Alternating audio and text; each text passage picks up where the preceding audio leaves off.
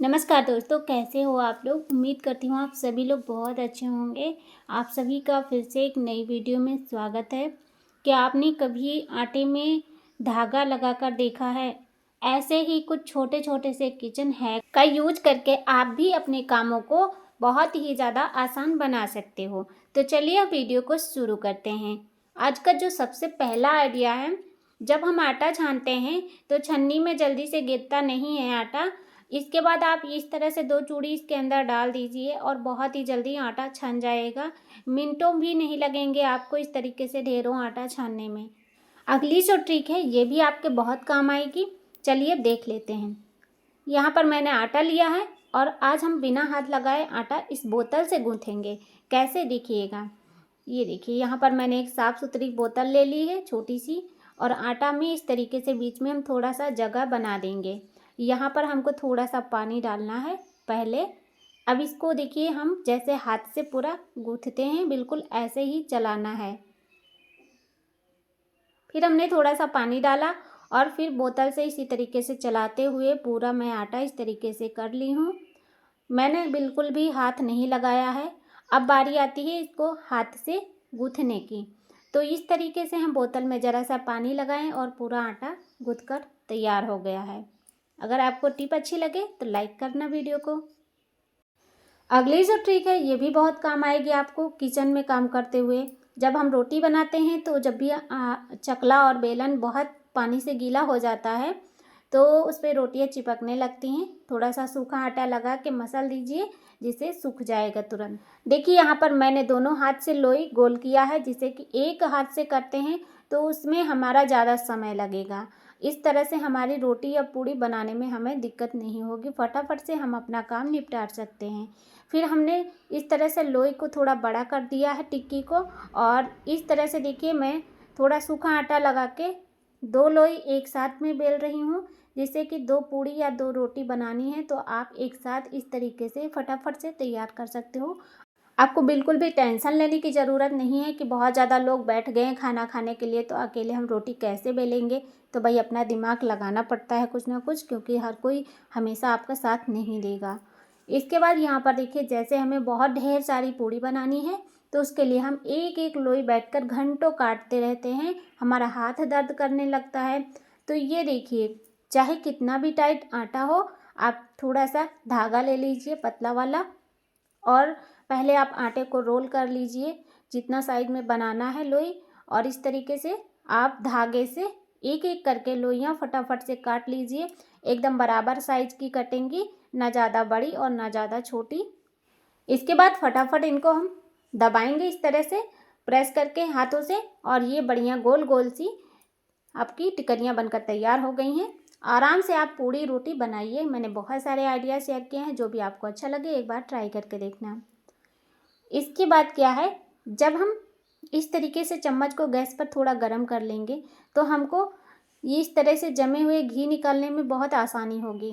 कैसे देखिएगा, चम्मच गर्म रहता है, जैसे घी के अंदर डालेंगे डिब्बे में चम्मच को, तुरंत ही आसानी से निकल आता है घी।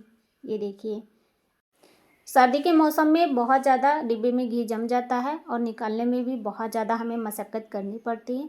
तो भाई थोड़ा सा अपना दिमाग चलाओ और इस तरीके से अपने काम को आसान बना लो, नहीं तो हमारी वीडियो आपके लिए रोज़ आती हैं तो चैनल को सब्सक्राइब भी कर लो ऐसे ही यूज़फुल वीडियो देखने के लिए।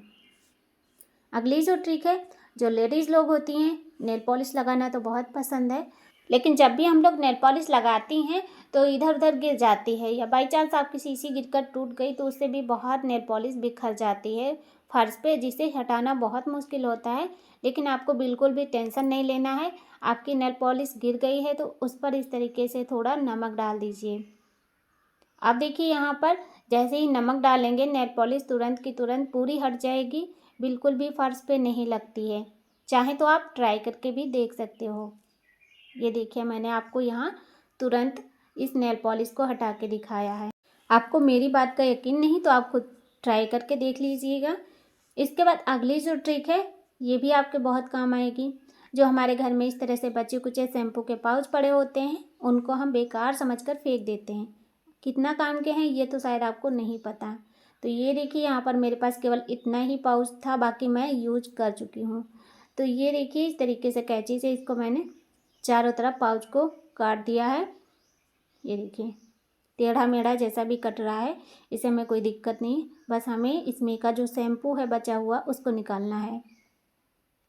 थोड़ा सा हमने पानी टब में ले लिया है और इस तरह से जितने भी पाउच हैं मेरे पास सारे के सारे इस पानी में घोलने वाली हूँ। तो देखिए कितना ज़्यादा इसके अंदर शैम्पू पड़ा होता है। सभी लोगों को जल्दी पड़ी रहती है, फटाफट से अपने बालों में लगाया और फेंक दिया पाउच, लेकिन उनको नहीं पता है कि इसके अंदर कितना शैम्पू हमारा फेंक जाता है। भले ही 1 रुपये का आता है, लेकिन उसमें से अगर हम थोड़ा थोड़ा सा करके जोड़ेंगे तो हमारा 1 सीसी भर पूरा शैम्पू तैयार हो सकता है। यकीन नहीं तो आप एक बार ज़रूर ट्राई करके देखना। फिर हमने यहाँ पर देखिए उसी पानी में डालने के लिए कुछ कपड़े लिए हैं जो कि बहुत गंदे हैं। अगर आपको कोई ऐसा कपड़ा धुलना है जिसका साइन ना ख़राब हो, नया हो, तो आप इस तरह का जो शैम्पू का पानी हो उसमें डाल के खंगाल दीजिए। तो शैम्पू की खुशबू भी कपड़ों में बनी रहेगी और आपके कपड़ों की चमक भी नहीं ख़राब होगी। तो नए कपड़ों के लिए आप ये पानी हमेशा के लिए बना के रख लीजिए। जब भी आपके पास बेकार शैम्पू के पाउच पड़े हैं उनको इकट्ठे करते जाइए और इस तरीके से एक दिन उसका यूज कर लीजिए। है ना बहुत ही बढ़िया सा कमाल का आइडिया। जब आपका चार्जर गंदा हो जाए, मैला सा दिखने लगे, तो आपको इस तरह से एक छोटा टुकड़ा लेना है आलू का, या फिर आप आलू का छिलका भी ले सकते हो और थोड़ा सा इस तरह से चार्जर के ऊपर रगड़ देंगे तो ये चार्जर आपका एकदम तुरंत ही चमकने लगेगा। जितनी भी गंदगी है आराम से निकल जाएगी। ना इसको धोने की झंझट है, ना इस पर आपको कोलगेट पेस्ट लगाने की ज़रूरत है। आलू लगाने के बाद में इसको इस तरीके से एक साफ़ कपड़े से पोंछ दीजिए। आपका चार्जर एकदम फ्रेश चमकदार बना रहेगा हमेशा ही।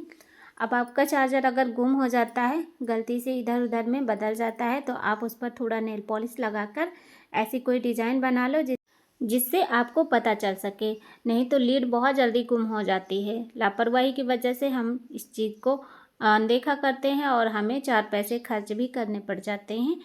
इसके बाद यहाँ पर जैसे हम शीशे को साफ़ करने की कोशिश करते हैं तो उसमें दाग धब्बा ख़त्म नहीं होता है।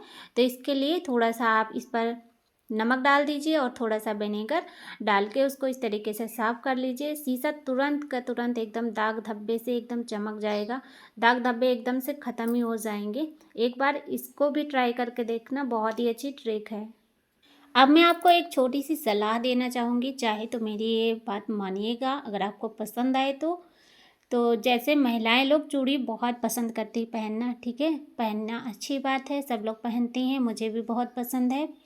लेकिन इसका क्या क्या नियम है और कुछ ऐसी जानकारी मैं आपको बताऊंगी जो कि आपको शायद अच्छी लगे। यहाँ पर मैंने जो चूड़ी लिया है, तो देखिए इसमें की जो चूड़ी है ना, कोई छोटी है कोई बड़ी है। अब ये दिक्कत कैसे आ जाती है, हम इतना नाप के लेते हैं सब कुछ अच्छे तरीके से, लेकिन होता है ना कि एकदम एक तरीके से मशीन से तो बना ही नहीं गई। मशीन से भी बनती है तो भी थोड़ी बहुत टेढ़ी मेढ़ी या छोटी बड़ी रहती है। जैसे मेरे पास एक चाची आई, बोले कि मुझे चूड़ी पहना दो और निकाल दो। तो निकालने में इतनी दिक्कत हुई और पहनाने में भी उससे ज़्यादा दिक्कत हुई। सारी चूड़ियाँ टूट गई। एक हाथ में अच्छे से चली जाती हैं, एक हाथ में नहीं जा पाती हैं चूड़ी। तो मैंने उनको समझाया कि देखो जब भी चूड़ी खरीदो, एक हाथ की चूड़ी आप बड़ी लीजिएगा और एक हाथ की चूड़ी जितना आपको लगती हैं उसी साइज़ की खरीदना। इससे आपको दिक्कत नहीं होगी। हर किसी का शरीर एक तरफ का भारी और एक तरफ का हल्का होता है, ये सभी को पता है। लेकिन चूड़ी खरीदते वक्त हमारे दिमाग में चूड़ी को पहनते हैं तो पहनने के टाइम आप ध्यान नहीं देते होगे। आपके टाइम पे देखिएगा सब लेडीज़ 2-2 4-4 चूड़ियाँ ही पहनती हैं, उनको अच्छा लगता है। लेकिन मैं नहीं कह रही हूँ कि पूरा भर बाँह की चूड़ी पहनो। आपको 2 चूड़ी पहननी, 4 चूड़ी पहननी, जितनी भी पहननी है। 2 पहन रहे हैं तो एक हाथ में एक ज़्यादा कर लीजिए। पहले टाइम पे हमारी दादी नानी लोग जब भी हम मनिहारन से अपने हाथों में चूड़ी पहनते थे तब वो एक सुहाग की चूड़ी ज़रूर ज़्यादा पहनाती थी। तो ऐसा आप भी करिए और लोगों के साथ भी शेयर कर देना। ये बहुत शुभ होता है। जब भी मैं चूड़ी खरीदती हूँ तो एक चूड़ी ज़्यादा ही रखवा लेती हूँ। कितना भी आप सेट लगवाएं लेकिन उसमें एक चूड़ी सुहाग की मिलती है। जो लोग नहीं देते हैं उनसे मैं बोल देती हूँ कि एक चूड़ी आप ज़्यादा दो।